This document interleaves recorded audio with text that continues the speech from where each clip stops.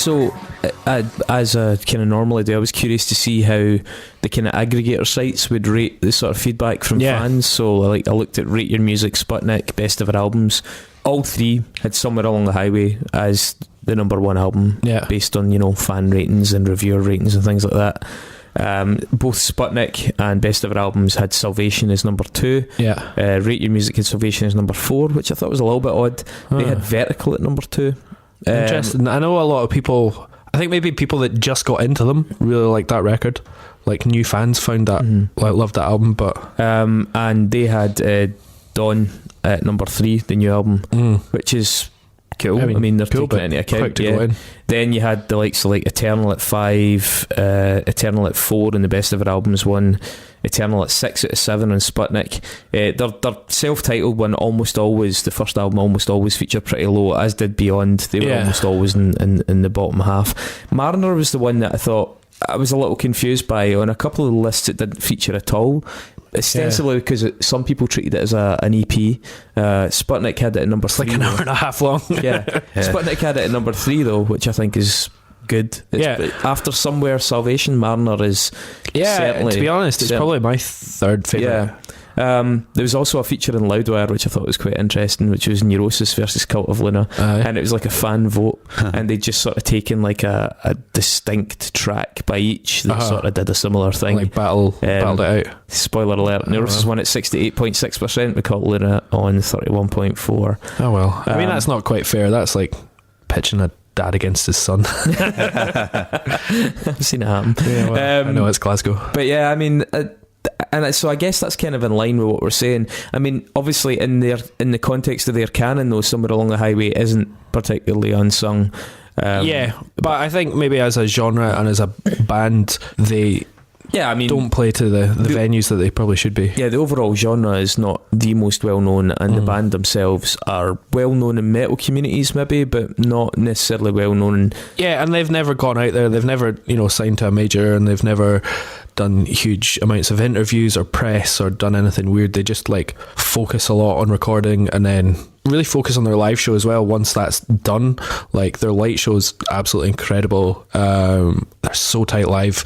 I've seen them, I can't remember, 3 times, but I saw them play Somewhere Along the Highway in full a couple of years ago at the Garage in Glasgow, which is actually a really good sounding venue. And then I saw them in Ivory Blacks about 6 years ago. Oh god, which is not a good sounding venue. But like they played with 2 drummers, and they were just fucking shit hot live, so heavy but so good. You know something that does get me a wee bit, I mean, looking at some of the rave reviews they've got, I did wonder a little bit about the psychology that's going on behind Cult of Luna. They're a privileged band in the sense it's very hard to find excessively negative coverage of them anywhere. I mean, even like their lowest rated albums are coming in at like 7.5 and stuff like that, the early stuff.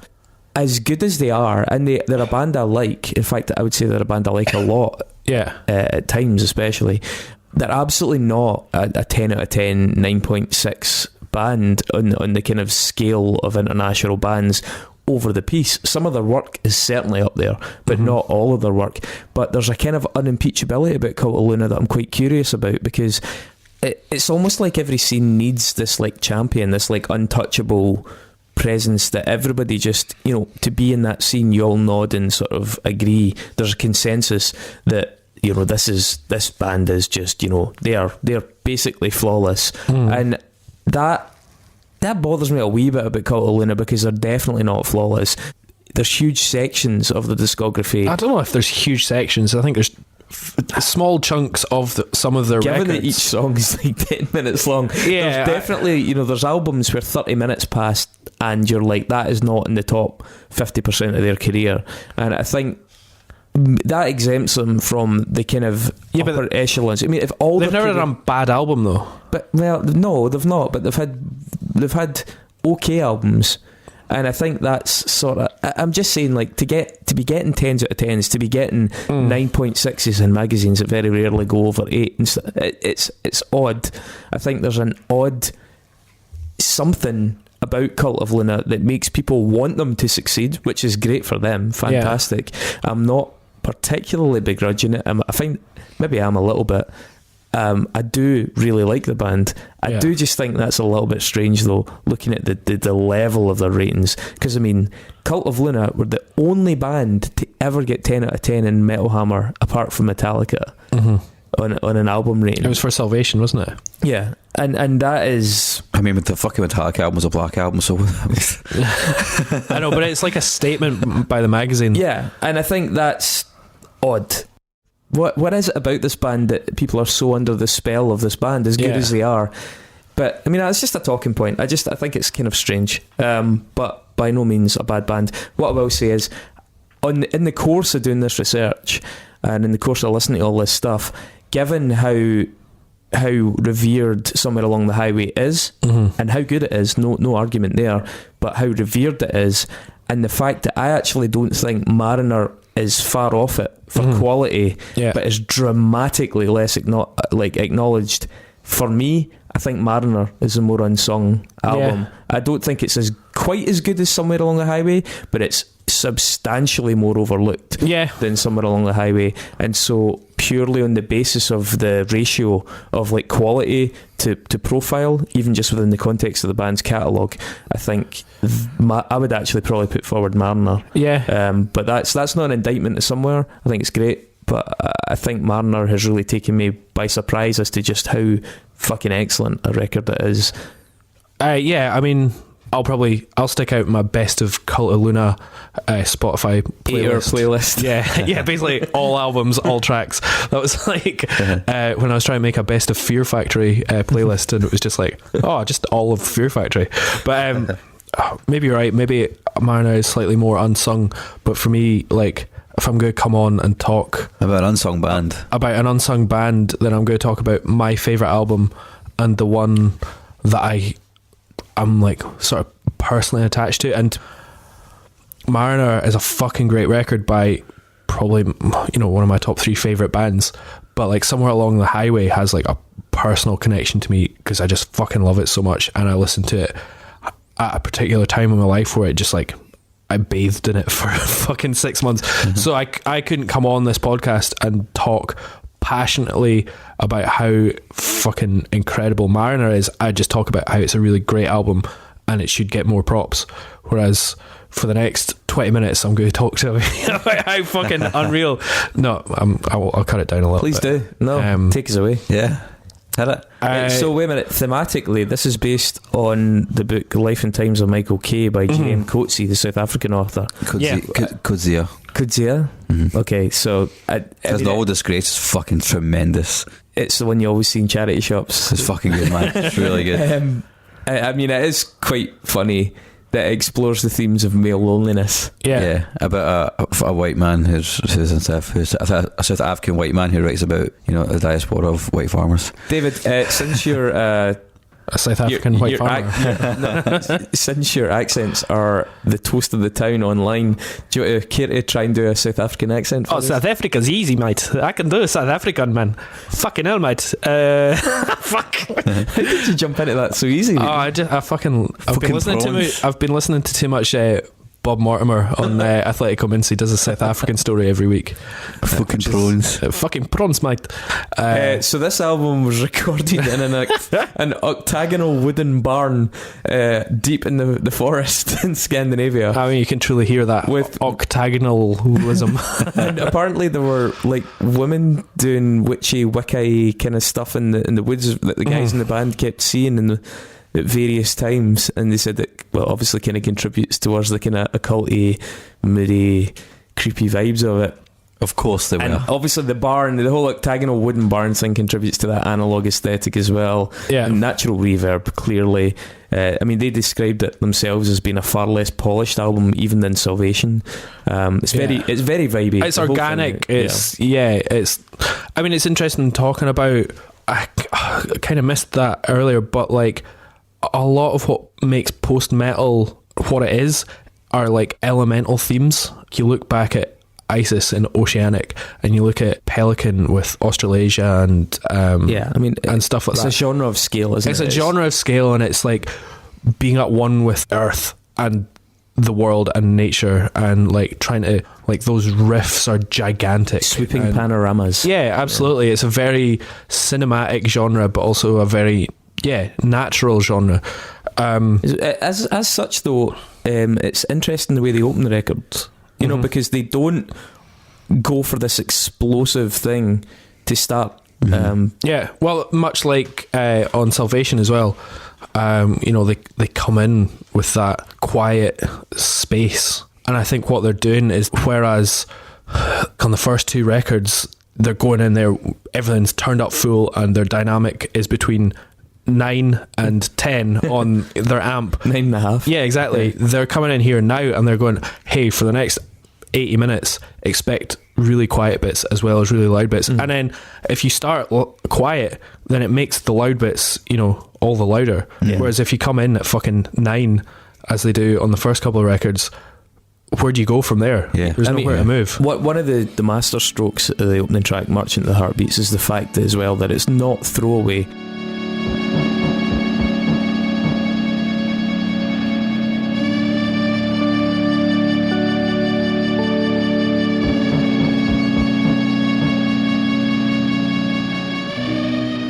You know, it's not just a throwaway instrumental. It is, in its own right, a really, really nice bit of music. Yeah, really nice slide guitar. It'd be very easy to do like a sort of ambient, kind of nondescript, droney, rising thing into the first big riff, but they don't. They actually structure and compose something that's really quite beautiful in and of itself.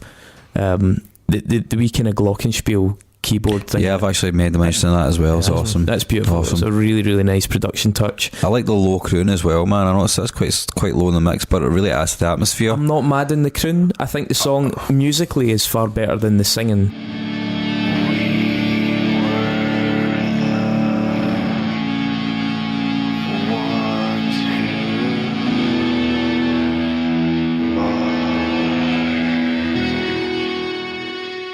See, I think it's interesting because I don't really see the singing as being like singing. It's like another part it's of like the palette. It's like, I mean? you hear a man just humming in the background. It's kind of that sort of vibe. It's not like, hey, here is my melody. It's like here's the character of the lonely man. He's not a very good singer, but you know, here he is. I get you. I just musically, it gets in the way of what I think is a beautifully written instrumental track for me, just slightly, only slightly. I don't know. I think it adds the personality that this album has, and like that sort of like the narrative begins here with that vocal. I think narrative wise it makes sense. I'll give you that. It's also very post rock as well, right? It's not very post metal at all, this song. I like the way that the synth and the guitar in this are sort of like, it's very hard to distinguish between what's what. You know, I think it starts mainly with guitar, but then it kind of graduates into synth, and you just can't really tell. They do that a few times in this record. That's a cool touch. And there's already 3 guitars on it, so it's like it's a really clever thing. It's interesting to say, just before we go any further, that Johannes had said that this is his favourite record, and he said that one thing that made the record really special was that it was the only one that they ever did that they were able to write together live, because they were all living in the same city, and they wrote it really, really fast. I think they said they wrote the whole album in 3 months. For them, that's really fast. And they weren't just sitting writing, they were like practicing with each other and engaging and like becoming really tight with each other and working out their parameters as a live band. See how we said that where some of the other albums take easy options, this one doesn't. You can hear that that's the result of everybody being there and being present and being on the same page, and being able, because stuff like that's hard to write over a distance. See if you're trying to do something very unconventional with an idea, and you're not all there to talk each other through it and try and articulate it, you can end up just like giving up and saying, right, okay, I tell you what, let's just do the normal chuggy bit, keep it simple. Whereas when everyone's there and you're able to workshop those kind of more unusual twists in the music, it's far easier to make a success of it. And I think this album, as a result, benefits for that writing process. I didn't know that, but that makes total sense, given that there's things in here that must have been quite hard to pull off, and you'd probably need to be there together working on them. Well, we go into track 2, Finland, and like huge opening. All right, we're fucking still a heavy band.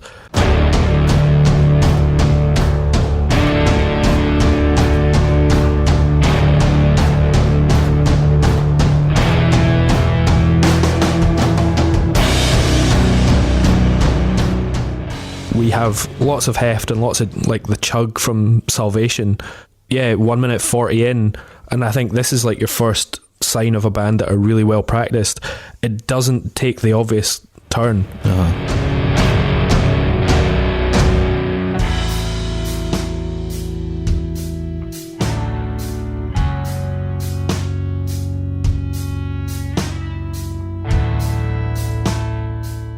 The band just sort of take it right back into this like weird broken beat.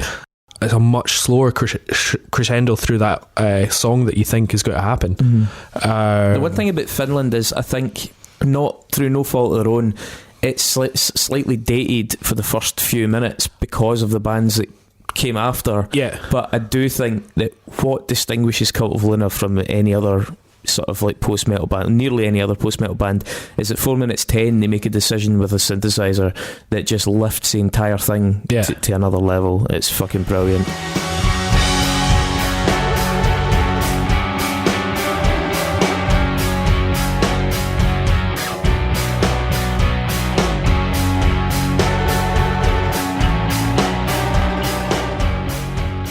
And it's moments like that have helped them stand out from and there's the a few bits on this whole record that just do that. They're like just a little like tiny bit of synth, like a weird noise, or maybe like a couple of notes, and you're like, oh, that's going to stick with me, and that raises the whole track up. Because I mean, it would be easy for it to sink into like a pattern of something, but those kind of compositional and production decisions have turned good tracks into great tracks, and this is one of them that ends up being a great track as a result. It is one of the tracks where you can hear the Neurosis influence. You can hear the Neurosis, and then you can also hear that explosion in the sky and the quiet bits. I was going to say that, like, see when they'll get three guitars playing three completely different melodies, and it doesn't sound like a mess, and it sounds like it's all weaving in between each other. That's just pure brilliant. And then they go and they go heavy. I fucking wish. I think I mean it ends up being almost like the archetypal Cult of Luna tune towards the end. It's got all the elements, the bellow, it's got the riff, it's got this minor chord descent. It just kind of, it is very them.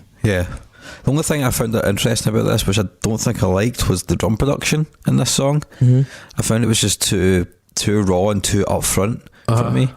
I have to say, I love the sound of the kick drum. It's just such a weird thing to pick out, but see, it's got a bit especially in headphones, it sounds like you're sitting next to it. You hear the skin, and it's not something usually, especially in metal music, kick drums are so overproduced and clicked and all this.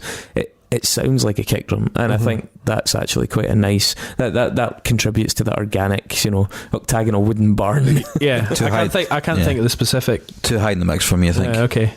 I mean, I'd love the sound of good drums, so I don't mind. And like the drummer, he's fucking amazing. He's great. He's a really, really good drummer. So back to Chapeltown.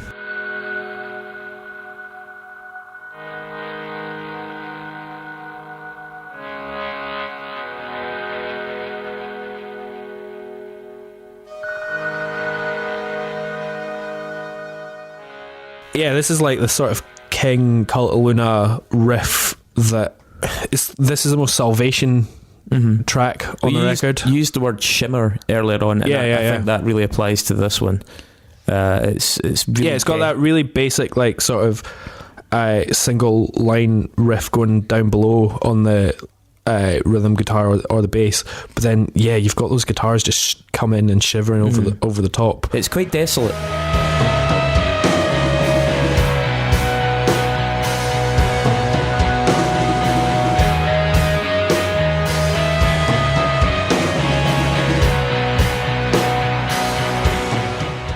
But it's lush, but it's quite desolate. There's something quite haunting about it.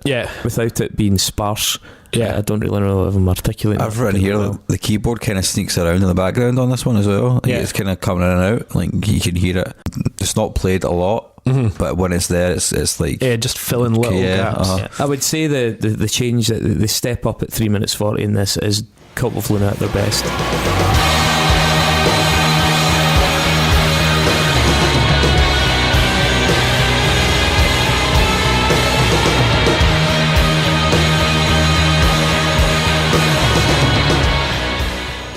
It is them doing what they do just so fucking well.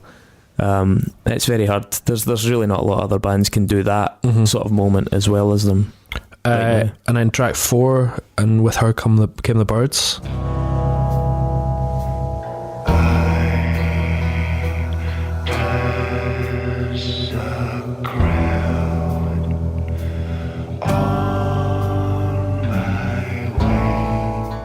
Yeah, this speaks to the rural theme of the whole record, right? Yeah, exactly. Yeah, this actually... It's basically an interlude, but... It reminds me a little bit, I've mentioned it before, of Cruel Bloom from Axe to Fall. Yeah. I think they've taken a fair bit of that from this. It's this sort of doom blues thing. And again, a bit like Neurosis, because Neurosis are that analogue sort of like extreme blues, extreme kind of Tom Waits sort of to the nth degree. And this track really sort of channels that.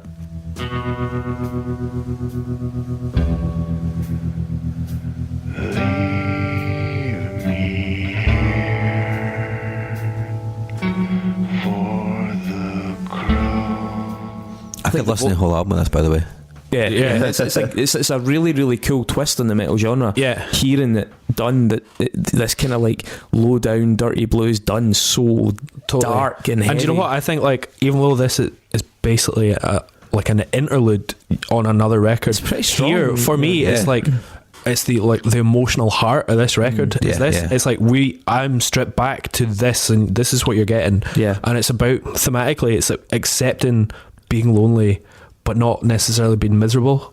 I think on this track the vocals for me work better. I think the banjo is brilliant. Yeah, I was going to say I've written that as well. Yeah, it's a really good touch. And I've used a few comparisons with Constellation bands recently, but Constellation is such an iconic label, and the Constellation as a label channels that desolation of desolation, sort of like the emptiness, the kind of ghostliness of Canada. This has elements of that. There's a band called Sackville on Constellation that this actually sounds very like. This one particular tune sounds very like, and that's a good thing.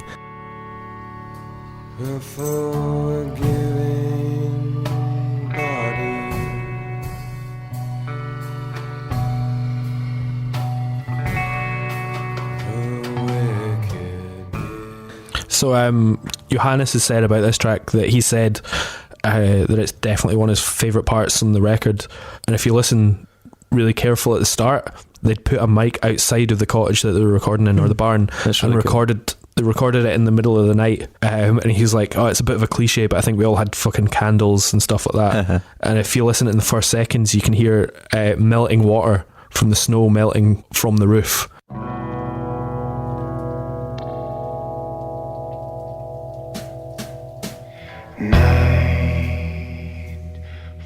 And then going down a stream, and like if you listen in headphones up, you're like, oh, it's not a sound effect they've put in, that's just a mic from them recording this song live. That's awesome. Which is just so good. They jump out of it brilliantly. The track 34, that intro with these kind of like neoclassical sort of big percussive crashes. It's a really dramatic build. Yeah. It's an excellent way to come out of And With Her Came the Birds.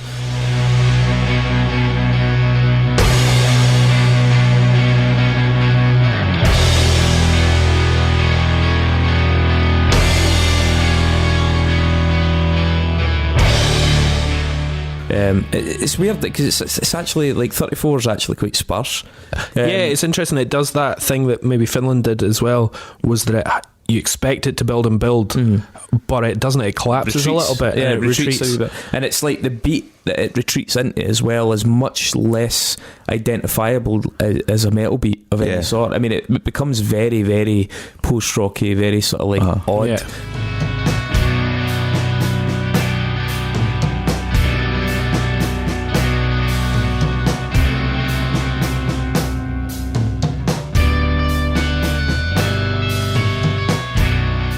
Before it then turns into like ultra metal, like it goes into this when the vocals and that riff arrive on the same theme, right enough, but when they arrive, it compensates for that kind of like departure, I think, quite well.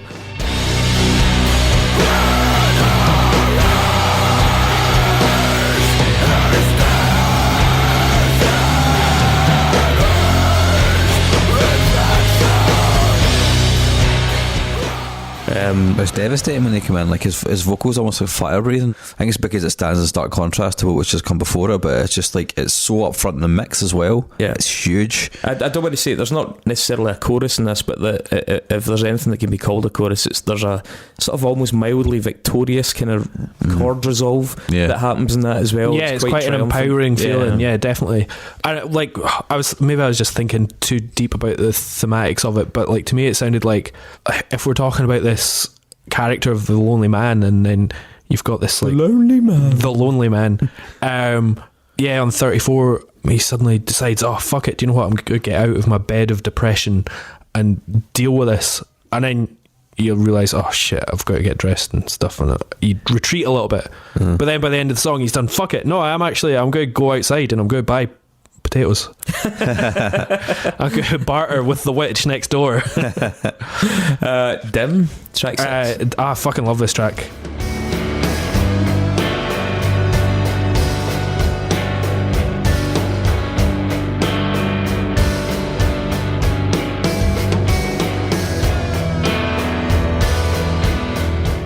It's like this record keeps building and building. I think it's so well structured, this album, and like this is like a total classic Cult of Luna track. Lovely little lines, things come in and say hi, little melodies and keyboard parts. 306, there's like this little sound effect which is like it sounds like a stuttering bird or something like that.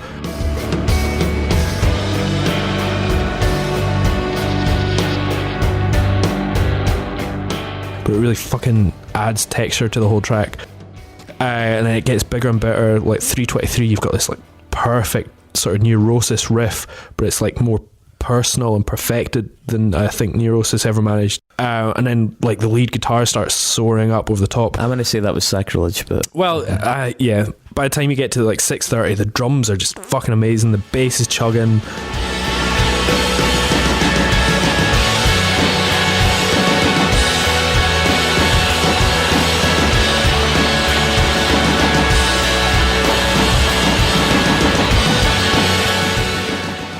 Guitars are exploring everywhere. So many layers of guitars. There must be like 6 or 7 they guitar must have just tracks like, on right, this. more guitar, but it never gets over. Yeah.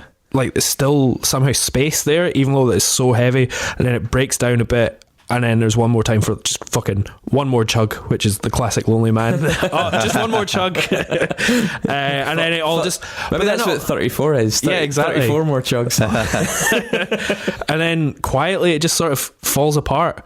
And like the last 2 minutes, it just deconstructs itself and sort of fades back to nothing. So, to be honest, if the album ended there, I'd be like, what a fucking stunning record. Right, so I'm going to break with the pack here. And I think this is interesting, right, because you guys are both fans of Death Heaven, who coincidentally Mark is about to go and see as soon as we finish recording. And as we know, I'm not a fan of Death Heaven, right? And a lot about this track reminded me of Death Heaven. Now, I don't necessarily mean in terms of the way the thing sounds, but I mean in terms of, first of all, the chord choices, the chord progressions in it. There's a kind of posy vibe to it. Yeah, it's quite upbeat. It's quite major, which it doesn't massively work for me, but I could live with it. What bothers me about this song is that I think it feels a little bit unevolved. Like, this is by far the weakest track on the record for me. I think, whilst I do really like, there's a synth touch in it where the synth kind of swings up and swings down. I think that's nice, but the progressions underneath it are a little banal. The whole thing just seems a little bit less considered than some of the other songs, and I think some of the choices in it, the kind of predictable drop down, then it bursts out all loud, it just, I could see too much of this song coming, and it's not something I could say about the rest of the album. And I feel like, as I said, that coupled with that sort of major metal vibe of Death Heaven, it left me cold. It really pulled me out of the spell a bit, and it's the only track on the record that I don't rate. Okay, interesting. Like for me, it really works. Like, because I like that posy stuff, and well, as I say, you guys are Death Heaven fans, I'm not, and as I say, it gave me the same feeling of like, I don't want to be upbeating my fucking metal. But like as mentioned with like Russian Circles, sometimes like the obvious thing I'm happy for it to go there if it does it really well, and that's maybe what this does. It's like sometimes I just want a cheese sandwich, man. Do you know what I mean? It's fucking obvious and simple. I very rarely will make just a cheese sandwich, I'll be honest. You just have one big cooked sausage. I'm just trying to think, like, you wait a minute. Your music taste, I would say, is just one big that wasn't cooked a metaphor, sausage. Right? I mean, as a result, I'm glad the album doesn't end with this, and it ends with, I mean, I'm obviously glad because you just want more. Yeah, because Dark City Dead Man is a good song. I do think Dark City Dead Man takes about 5 minutes to properly find its feet. That might sound like a lot to listeners, but it's a very long song. No, but it's not finding its feet, it's just getting there slowly, because it's a 15-minute track. It is. It's patient, but once it finds its feet, it really does find its feet.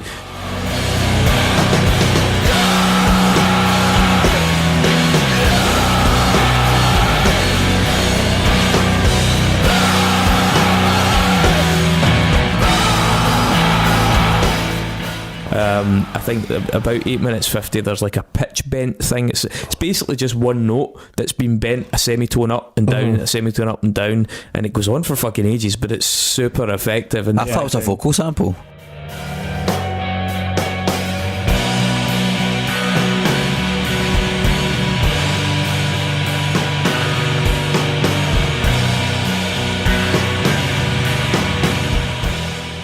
No, I think it's either a tremolo thing with like a delay on it, so it's almost imperceptible, the gaps between the notes, or it is just in fact a sustained sort of synth note. Maybe he's using a pitch wheel to bend it, but it's such a simple technique, but it's really, really good. I think what really makes this tune is that from the 10-minute mark onwards, which it goes on for about 14-15 minutes, some of the chord changes are just fucking brilliant. Oh, it's so beautiful. Excellent. Unexpected chord changes that just give it a majesty and a kind of emotional impact that I think, for example, Dim has really lacked.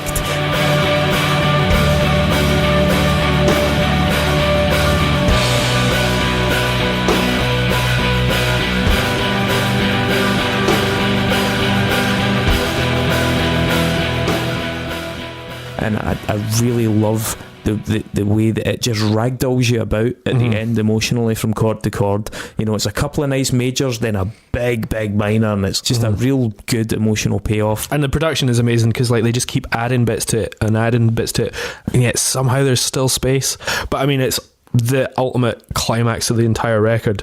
So yeah, by the end of it, they've thrown as much as they will throw at you on it, but it's just so epic. It is literally epic. It's fucking amazing. There's a bit of there's a bit in the outro which I think is, I couldn't decide if it's finger tapping or keyboards.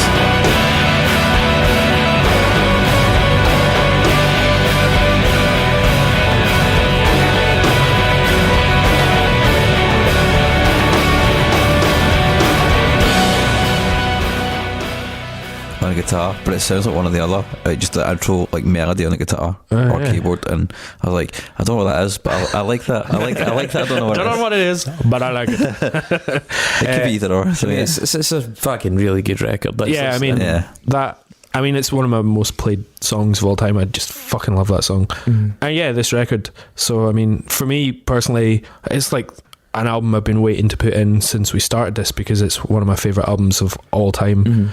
I think when it came out and when I started listening to it, I was at uni and I lived up a hill behind the university in Stirling in a little cottage, literally in the middle of nowhere. We were next to a farm and some woods, and most of the time my flatmate was out, so I was living in this cottage on my own. Witches cutting a bit, and there was witches cutting a bit. So many actually witches. We were just it was right across from a dogging car park, so good stuff. But like, I remember listening to I just went for a fucking walk one cold spring morning into the hills, and like went out for like 3 hours, and I just listened to this album 3 times in a row. I had 34 chugs. I had 34 chugs in a field. But yeah, it's just such a fucking perfect album. I think it's the one with the clearest narrative, the clearest theme, the best structure, the most balanced track listing. It's the one that takes you on the most sort of interesting and perfect journey of any of their records. I love its organic sounds, I love the textures, I love the space, I love the pacing. I don't think it is perfect, but I think if I look at it objectively, like there are maybe some bits that maybe lag a little bit, and I think I had Dim in there, but it's my absolutely favourite. It's my absolute favourite. I agree, it's the best overall record, and Dim is a minor reservation. It's not a bad song, I just don't think it's up to the standard of the songs around it. So I don't think it's perfect, but I think it's their most perfect, put it that way. It's a perfect album for travelling through a wintry Scotland in the rain, chugging in a field. So here's the thing though, right? So a bit like the people that didn't vote at the Brexit referendum because they assumed that it wasn't going to happen and they just weren't going to entertain it, I am going to say no, but I'm going to say no purely as a vote of support for Mariner. Not because I don't think this is a great record. It is a great record, but I really think Mariner has been horribly overlooked as an album or extended EP, whatever the fuck you want to call it. And so I'm saying no, but I'm only saying no in the premise that I want people to take... You want listeners to go and listen to Mariner. To really understand how much I'm trying to recommend Mariner. Yeah, it is fucking excellent. And I obviously say yes. I say yes to it. I'm fucking superb. I'm pretty sure it'll go in, to be honest. So I'm just giving Mariner that kind of... Okay, so go and vote for it. And if you say no, then that means that we're going to do Mariner next week. I mean, I'm ready. Winter is coming, so we might as well bathe in Cult of Luna. Nexus, we better do our Nexus so Mark can fuck off to death, Evan. This is the first time we're seeing Nexus tonight. Will it be the last? What do they have in store for us? Not good.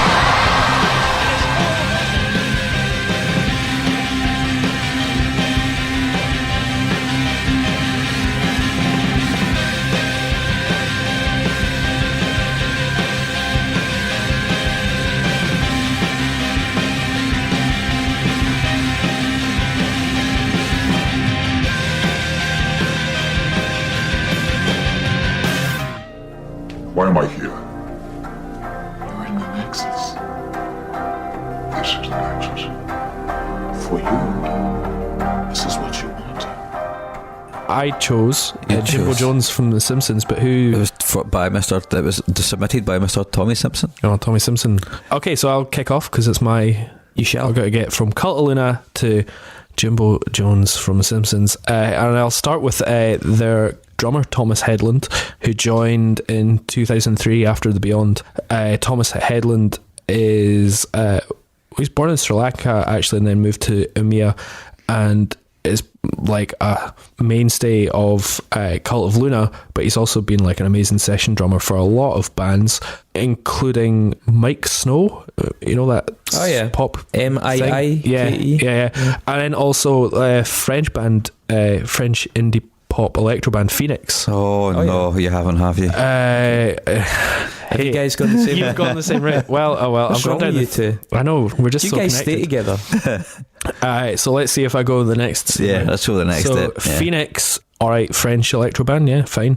Their track "Too Young," no, that's fine then. Was featured on the Lost in Translation soundtrack. A very good soundtrack, I think we all agree.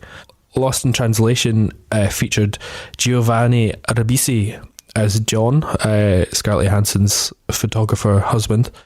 Giovanni Ribisi also had a recurring role in Friends as, was he Phoebe's brother? We know he's a Scientologist, and he's like pure tied in with Beck. Is he not married to like Beck's sister? Oh, I don't know, but was he Phoebe's brother or something? He was Phoebe's like brother that she became the surrogate mother for his child. Oh yeah, that's right. Yeah. So another star of Friends would be Matt LeBlanc.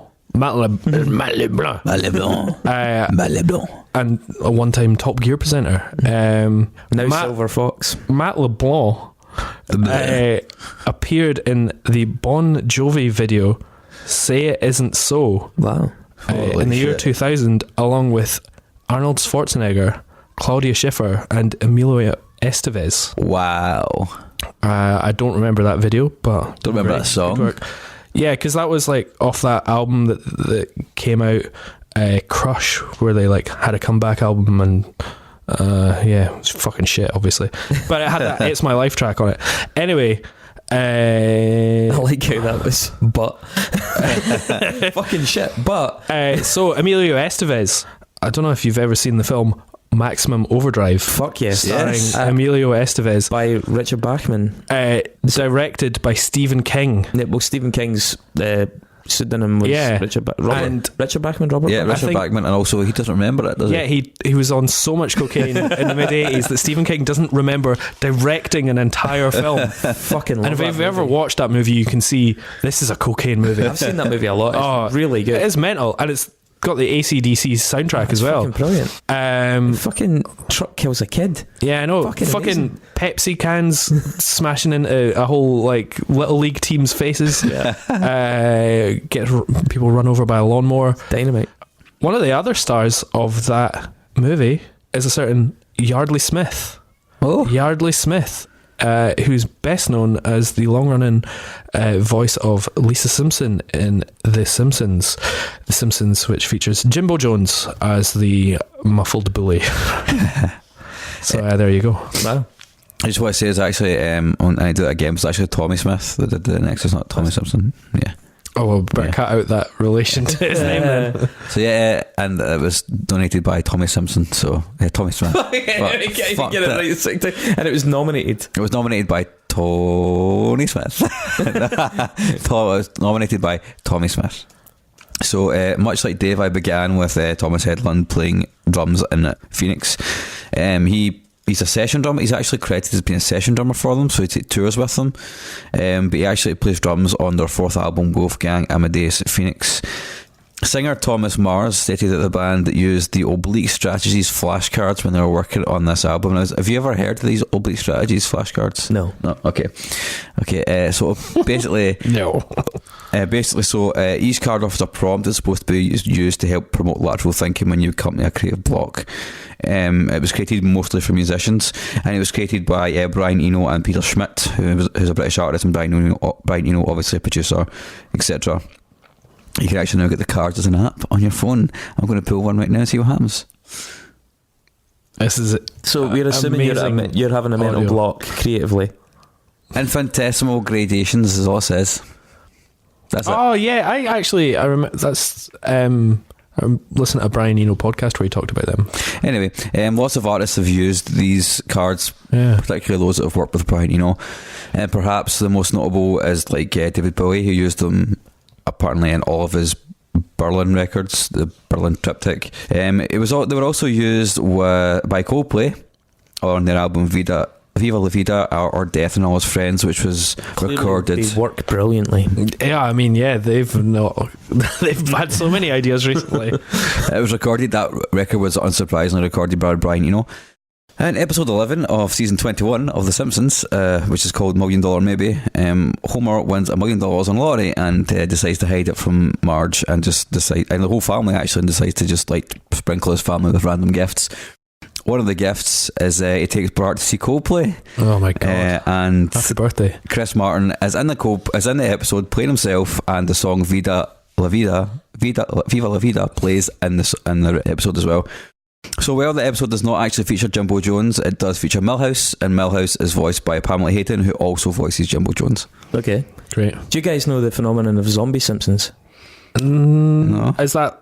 No, I'm not sure. So there's a really, really good YouTube video about this. I can't remember the guy who does it, but just if you look up Zombie Simpsons, there's a half-hour video on YouTube about it, and it's to do with the point where Matt Groening left The Simpsons, and then basically the staff changed, and the writing team changed. Yeah, I think I have watched this. I mean, it's somewhere. I mean, The Simpsons was, I would say, excellent till 8, 9. Yeah. Then from 10, 11 and 12 you still get a lot of really good episodes, and then you get these diminishing returns after that. Then there's a cliff where it just becomes this horrible fucking try hard weird exactly mirror of what it used to be. And that's what's sort of known colloquially as Zombie Simpsons, and it's Simpsons beyond the point when the show should probably have died. And if you watch this little documentary, it talks you through it. The guys spent a lot of time looking at the staff and the turnover, interviewing people. It's really, really good. It's really good. And when you then watch the Simpsons and watch the later series,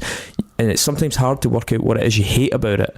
But for example, Homer's character is completely different from the character. He doesn't have redeeming features. He's no longer exactly. And like Lisa is too preachy and is no longer like the hard done by intellectual, and then Bart's actually just a dick. And honestly, it's a brilliant YouTube video. They've lost all relatability basically, which is what made them so popular in the first place. Check that out, because obviously we're talking about Simpsons, and that is the answer to the question, why the fuck do I hate season 27 whatever so much. Well, it's just amazing that people still watch it and then it's done hugely. Do you know what's really interesting? That episode $1 Million Maybe was actually written by Bill Odenkirk, who's a really funny comedian, really good actor too. Related to Bob Odenkirk.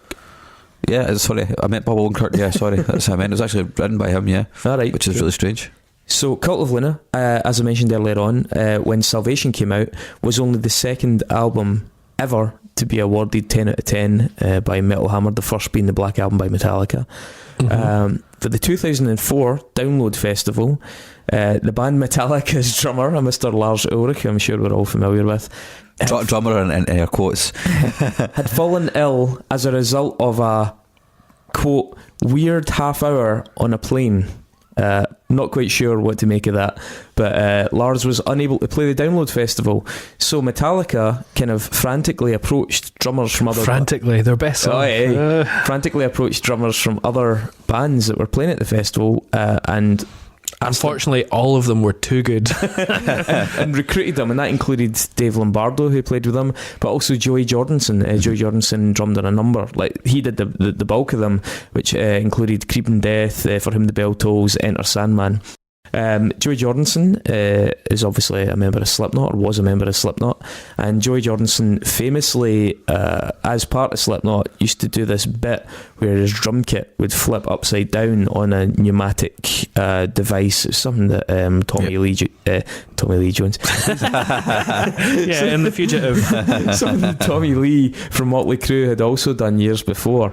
But the actual stunt was taken from a drummer called Buddy Rich, who originally did it in 1975, and actually Joey Jordison cites Buddy Rich as being one of his inspirations as a drummer as well. Buddy Rich was exceptionally good.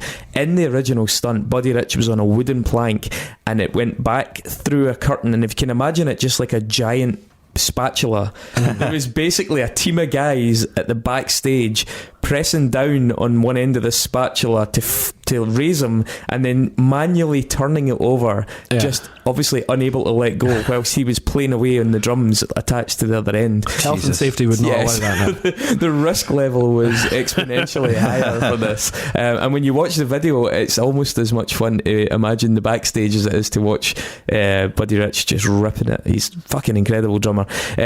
So it did a lot of jazz. There's a very famous album he did with a guy called Gene Krupa called The Drum Battle, which is just, if you're a drummer or if you're in any way a fan of drumming, that is fucking outrageously cool. Buddy Rich played with people like Charlie Parker, he played with Frank Sinatra, he played with Sammy Davis Jr., but he also recorded drums with when Ella Fitzgerald and Louis Armstrong collaborated on 2 albums, including one just called Ella and Louis from 1956.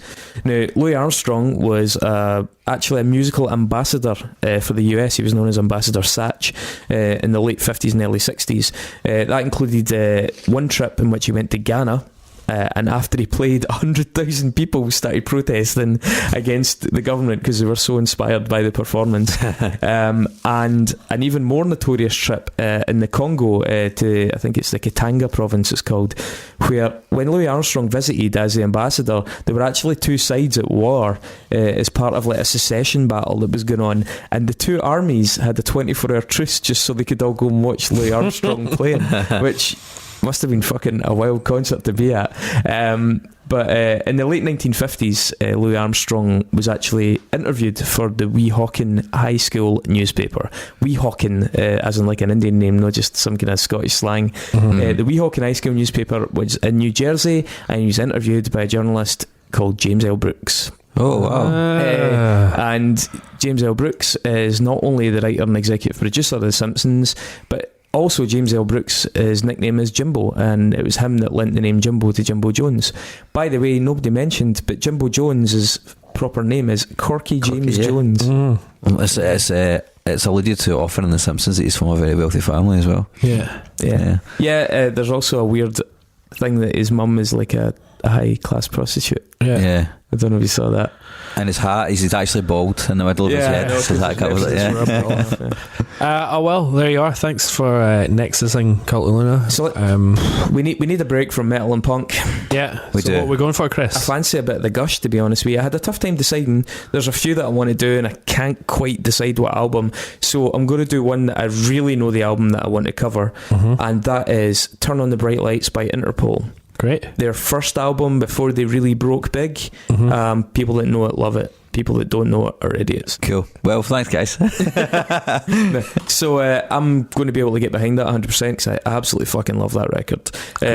And we'll see what folks say. It's probably going to put a few noises at a joint. Oh, fuck them. Fuck them. So we should choose our Nexus. What we're going to connect. Hang on, I'll pull out the pot. Ready for it, guys? I am ready. Do it. Okie dokie. So from Interpol to motherfucker. Odo. This is one of the new suggestions. So Mr. Cody Stewart, regular listener, has nominated Rabindranath Tagore. Okay. Got any context for that there, Chris? I'm not even going to spell it. The podcast will end up twice as long. Rabindranath Tagore or Tagore, I'm not sure, by Cody Stewart. Thanks for that, Cody, making things nice and easy there. We'll find out who that is and let you know next week. Just a classic Bengali poet from the early 20th century. Jesus. Holy shit. Looking forward to that one. Someone is throwing the gauntlet down. Yeah. That's fine. You thought fucking Echo the Dolphin was bad, but holy shit. Did we upset you, Corey? Is that what it is? Did we diss something you liked? I suppose that is a way to get us back. Yeah, fuck it. Alright, it's a challenge. Well played. We'll do it. Thanks a lot. Alright, go and listen to Cult of Luna and be... Sorry it was so long, but what did you expect? It's about fucking Cult of Luna. I mean, I think we perfectly built up to a wonderful climax there. Beautiful crescendos and lovely sounds happening all over the place, just like them. So I get petered out. Great.